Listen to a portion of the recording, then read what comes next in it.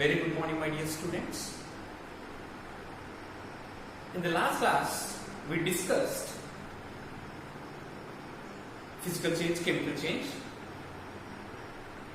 chemical reaction, and the characteristics of chemical reactions. And of course, I asked you to write some reactions. Many of you have answered. Of course, some of you did not answer and did not do the given work. So whatever, please try to do the given homework. So today I am going to explain you the next topic, chemical equations. Chemical equation. What is a chemical equation? A chemical equation is nothing but a symbolic representation of the constituents present in a chemical reaction. Suppose, take a simple example, H2 plus O2 gives rise to H2O. Here new compound is produced, so that undoubtedly we can say this is a chemical reaction and this is a chemical equation because see, these are called actually constituents, and we have written the symbols of those constituents. They are hydrogen and oxygen. Okay, so simply we can define a chemical equation as the symbolic representation of the constituents present in a chemical reaction. Okay. This chemical equation broadly can be classified into two types. They are skeletal or unbalanced chemical equation, and the other one is balanced chemical equation.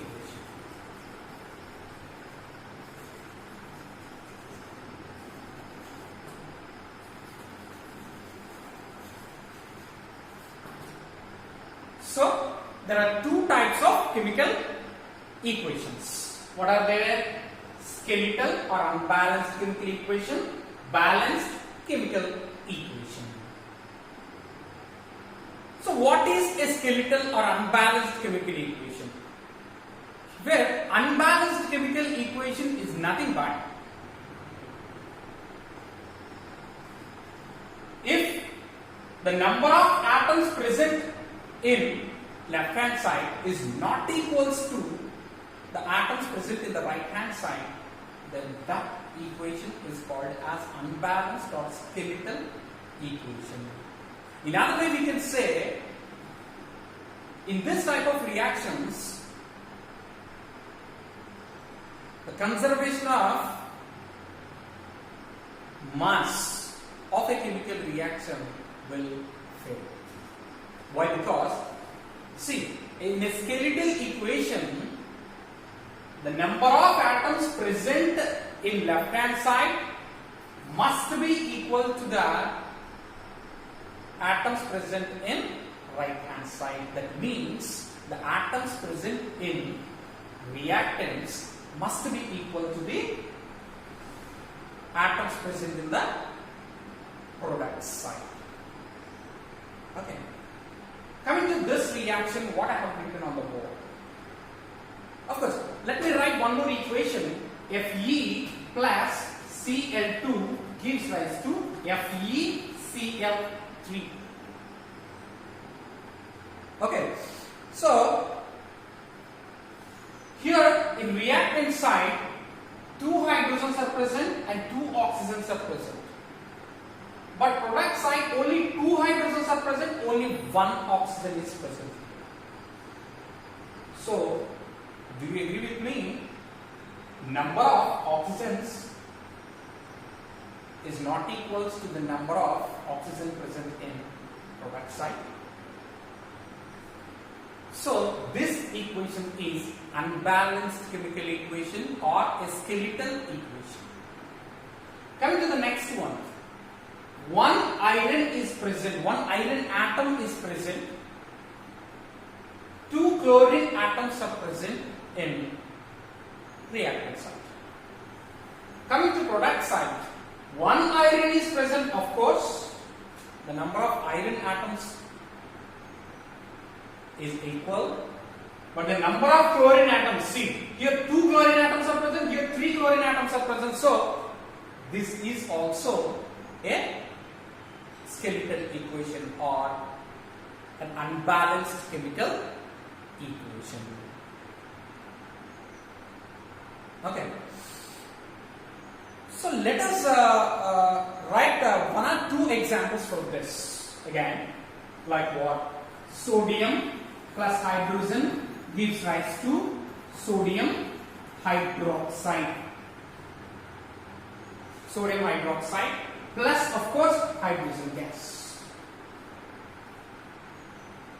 Okay. And potassium chloride gives rise to potassium chloride plus oxygen. Okay. So here only one sodium is present, here also one sodium, one oxygen, and of course one oxygen. Coming to hydrogens, here two hydrogens are present, here totally three hydrogens are present, 2 plus 1, 3 hydrogens are present here. So this is also an unbalanced chemical equation. Coming to this, potassium chloride, on heating it produces two new compounds, they are potassium chloride and oxygen. Okay. So here one potassium is present, here also one potassium is present. Here one chlorine is present, here also one chlorine is present. But here three oxygen atoms are present, but here only two oxygens are present. Okay. So these all are the examples of skeletal or unbalanced chemical equations. We have to balance them definitely. Because in 9th class we have learned that the number of atoms are equals to the number of atoms present in the reactants always equals to the number of atoms present in the products. That means,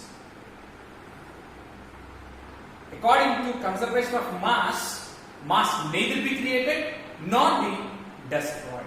That means atoms cannot be created nor be destroyed. And moreover, we have learned that there is a rearrangement of atoms to produce new compounds, but no atom will be destroyed or no new atom will be created here in a chemical reaction. You must keep it in mind. Isn't it? So let us balance these all chemical equations what we have discussed till now.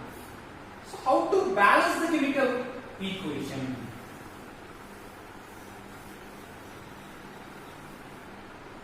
Firstly, we have to write the number of atoms present in reactant site as well as the number of atoms present in right hand side. Okay. So number of hydrogens. Firstly, 2 hydrogens. Number of oxygens, 2 oxygens. Left hand side. That is LHS.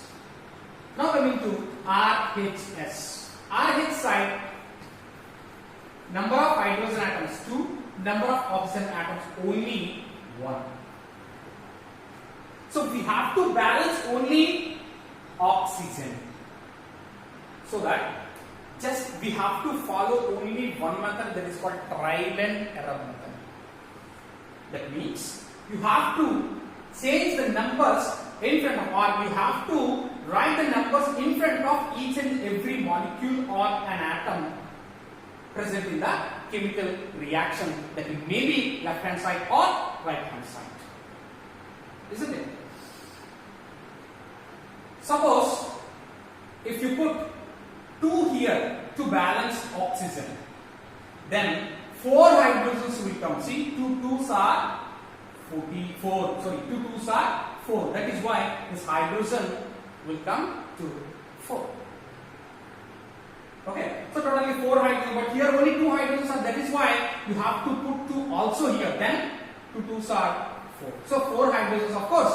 Now 2 oxygens, but here how many oxygens? Only. Okay, so 4 hydrogens, 4 hydrogens, 2 oxygens and 2 oxygens. Now the equation is balanced. So this is called as a balanced chemical equation. Okay, let us write one more reaction.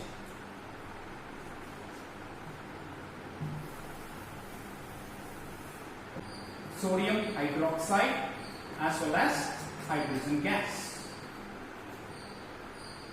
This is a skeletal equation because see, write the number of atoms present in each side. Sodium only 1, hydrogen 2, oxygen 1. RHS, sodium only 1, hydrogen 3, 2 plus 1, 3, oxygen only 1. So here you have to balance only hydrogen. For that, if you put 2 here, then what will happen? Sodium number will be 2, oxygen number will be also 2, hydrogen number will be 2 plus 2, 4. Now coming to this side, if you put 2 here, 2 sodium atoms. If you put 2 here, 2 2s are 4 hydrogens and 2 oxygen. So 2 sodium atoms, 2 sodium atoms, 4 hydrogen atoms and 4 hydrogen atoms. Sorry, 2 oxygen atoms and 2 oxygen atoms.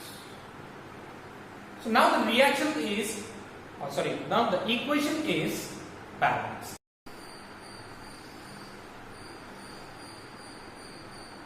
I will send you a worksheet.